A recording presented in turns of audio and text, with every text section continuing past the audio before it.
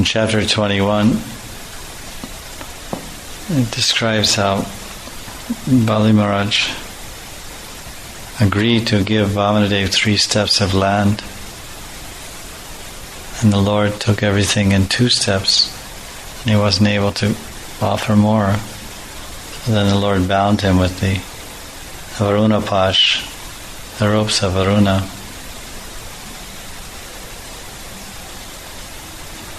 Because he couldn't fulfill his promise. So the Lord bound him, sent him to Sutala Loka. He went from the heavenly planets to the hellish planets. There are 7 planets above the earth. Bhur, Bhuva, Swa, Janalok, Mahalok, Tapalok, Satyalok.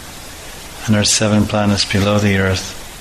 Attala, Patala, Atala, Talatala, Rasatala, Patala, Sutala. There's the 7 planets, the subterranean planets. And he was on the top and he went to the bottom. What goes up must come down. A rise precedes a fall. One who goes up must come down.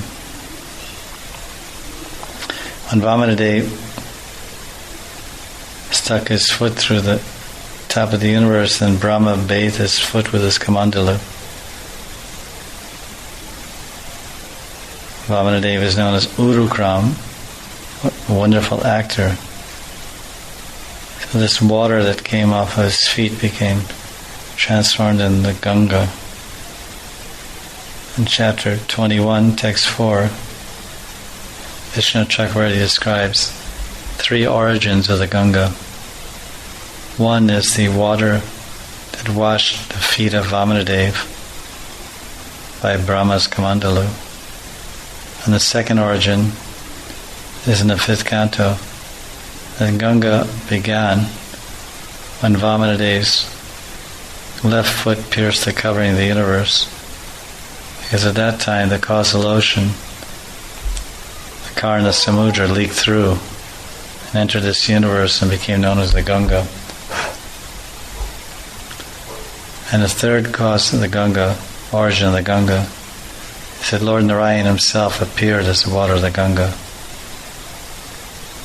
Therefore the water of the Ganga is a combination of 3 transcendental waters. And because of this, the Ganga is Narayan, the Ganga is Krsna Samudra, and the Ganga is Vamanadeva Charanamrita.